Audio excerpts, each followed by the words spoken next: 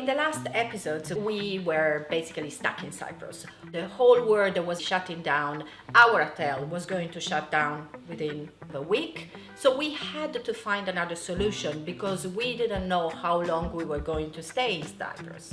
The logical thing to do was to look for an Airbnb. But even an Airbnb was not that straightforward under these coronavirus conditions. There was total chaos everywhere. All the people we were asking for an Airbnb, they were turning us down. So we were there, probably, hopefully pregnant, but without a roof over our head. It was not a very good situation to be, but we didn't lose hope and we continued the search until finally a UK guy gave us his home. And it was a little bit far away on top of a mountain, so we needed a car to go there. We found a rental place still open because even rental cars, they were closing down. But luckily we found a little car and we buddied up with the other couple and we just squeezed all the luggages to this little car. Okay, so we are moving. We have the car full. The hotel, we have left Piabella now, and we rented a car and we are moving to somewhere 35 minutes from here. Yeah, okay. It's an adventure, guys. I will update you once we arrive. We're stranded in Cyprus. When we arrived, we noticed that the neighbors were looking at us with suspicion. We didn't really pay much attention to that because we thought, it's nothing, they're just curious. But you will see why this detail is important. Keep it in mind. We went to the house, we put down our luggage, and then we said, okay, we need to go to the groceries, buy a lot of stuff because Cyprus was going into lockdown. We had to be sure we had enough food for at least a week. We were not just feeding us, but we were potentially feeding also our babies. So we have become local and we are now in an Airbnb. Here we go. Here, in comparison to England, guys, we have everything. We have even toilet paper. Look how much toilet paper we have. This place is full of food. See? People are not panic buying here. Our friends from the UK, they were sending us these horrible videos of people panic buying and all the aisles being empty.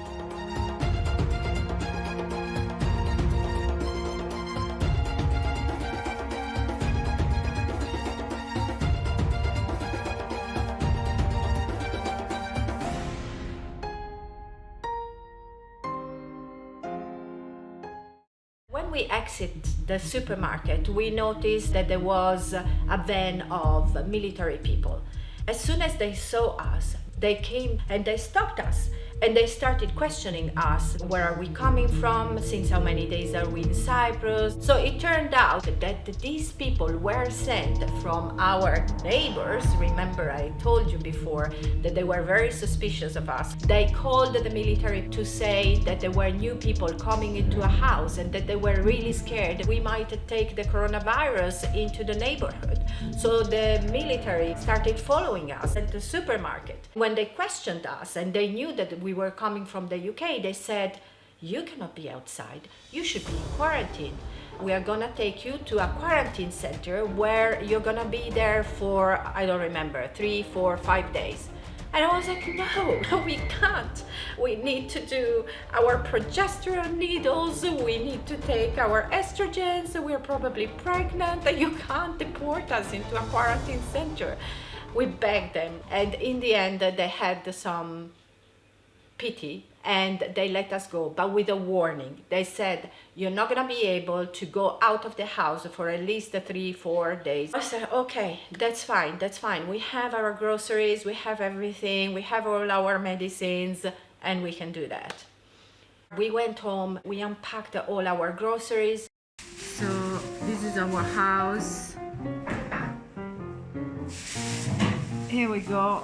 We are in our Turkish house. The heater does a lot of noise. We have been stopped by the police at the supermarket, and we are now quarantined for another 3 days here. I'm gonna show you the house better tomorrow because now I'm not sure. The guys are just putting our stockpile things inside all the cupboards. Goodbye. And then we realized we didn't have water. And we were not sure if the tap water was good enough, especially in our conditions. We were pregnant, we didn't know, we had all the doubts in the world, and we didn't have any bottles of water, but we couldn't leave the house. So we were like, we're gonna dehydrate, we need water. So I started to call the landlord of this house and see if he has some other neighbors that are better than the other ones that could provide some bottles of water for 3 days. In the end, after 24 hours of looking for the water, we had the good news that the water arrived. We finally have the water. They brought us the water. Oh, fantastic. We are Russians and we got the virus, the neighbors. They cross us that we are from Russia and that we are having the virus. In Russia, they don't even have the virus. Yeah. So somebody brought us the water. Who brought us the water? Crazy times, crazy people. It's the whole day that we're trying to get water, and somebody now brought us some water. Finally, we're not dying. Here we go. Finally, our basic needs were met, and we had food, we had water, we had all our medicines, and we started to settle in. In hindsight, I think that although this was very difficult, maybe this was helpful because it was taking our mind off. Are we pregnant? Are we not pregnant? We had other things to think about. We had to think about how to survive, how to do everything, and how to come back to the UK. But of course, there was a part of us that started to think about pregnancy as well. Unfortunately, the other lady one day started to bleed quite severely, and she was very scared and very discouraged. But we were in lockdown. We were not allowed to leave the house. So we called the clinic and they told us to wait and to be patient. Unfortunately, everything stopped, but we had a really bad scare. In my case, I started to feel some symptoms, and you never know if it is wishful thinking or if it is a real symptom, because our body just responds to whatever we want to feel, right? Especially me. If you give me a medicine and you tell me that I'm gonna turn pink with white spots, that's what's gonna happen to me. So I started to feel a little bit nauseous, I started to feel a little bit more bloated, but obviously I didn't know. It was too early to test because we went to the Airbnb the day after the transfer, which was day 1, and they say you shouldn't test until day 14 after the transfer. Nobody really wait 14 days. I resisted until day 8. There were many questions on our heads. Are we pregnant? Are we not pregnant? The second question was, are we going to be able to return to the UK? We also had to move the house on the 15th of April. And the third question was, is this stressful situation going to impact the results of our IVF? Because you know what they say, when you do IVF, you should be super relaxed, you should be pampering yourself, you should put your feet up and having your man massaging your feet and doing acupuncture. And we didn't have any of that. On the contrary, we were full of obstacles. Maybe it was a blessing because it put our head off the worry of not being pregnant. These were our 3 questions. And to come back to question number 2 about leaving Cyprus to go back to the UK, our main occupation every day was calling embassies. We were coming from different countries, we had different passports, so each one of us was calling his own embassy, and we were trying to convince them to put some rescue flights for us. We even called the BBC because the BBC, I remember, was looking for stories of citizens being stuck abroad. I WhatsApped them and I said that we are some pregnant ladies stuck in Cyprus and we need to come back to the UK, please help us. And they completely ignored us. So that didn't work. We called our embassies a lot. They were our lovers. Literally, we called them non-stop every day until they were exhausted by us. We were literally the last foreign survivors on Cyprus that needed to go back to the UK.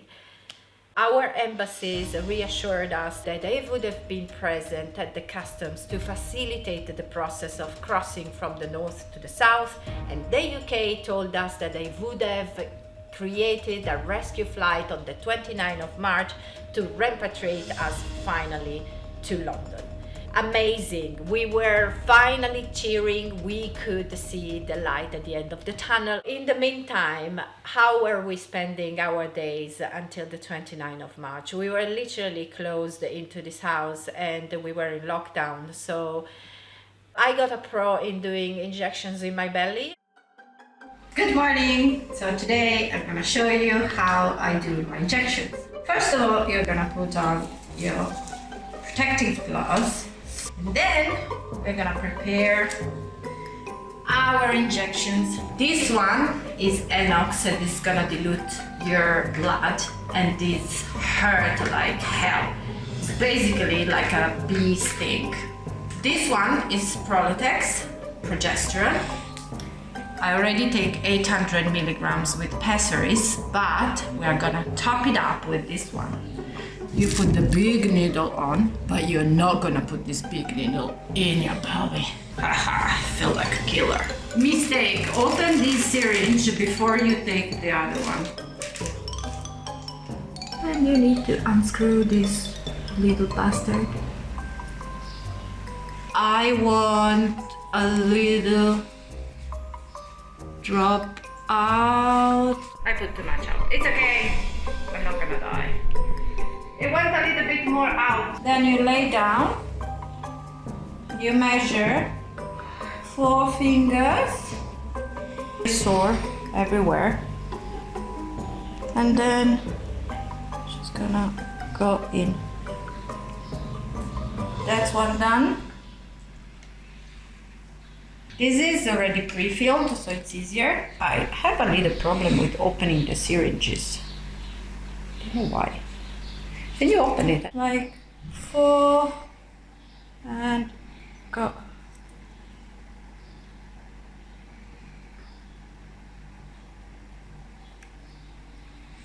There, done, and it stings. Woo! We've done our injections.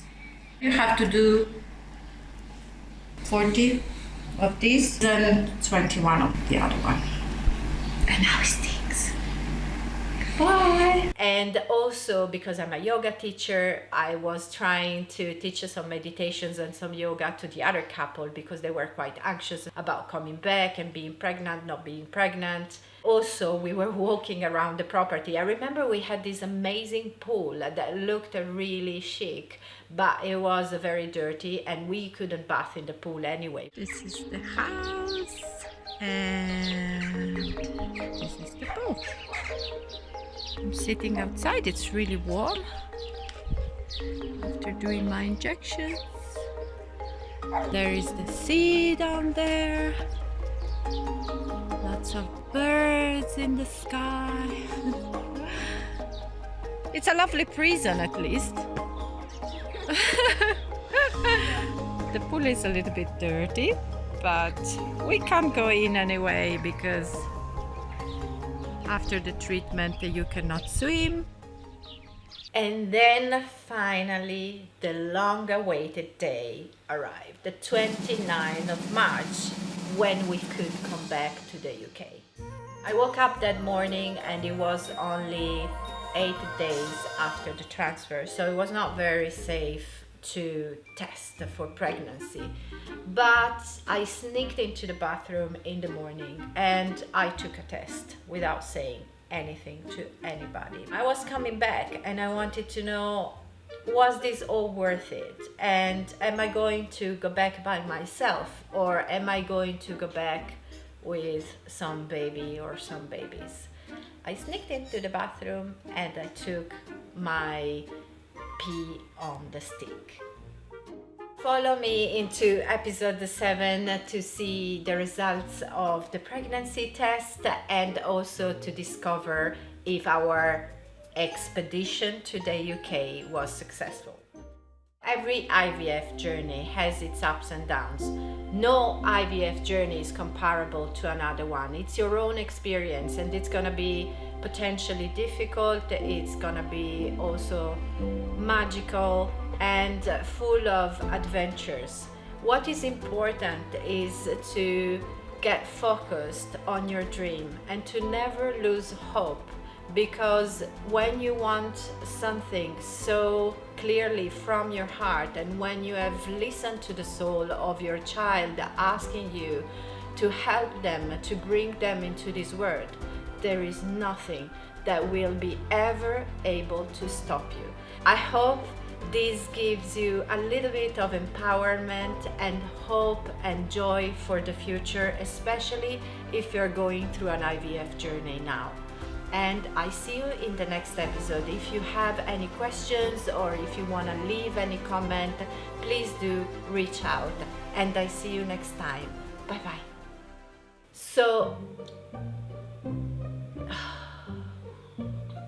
follow me into episode 7. So follow me into episode 7 to discover if my pregnancy. So even in the bleakest of time,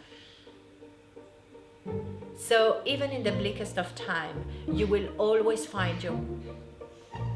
So even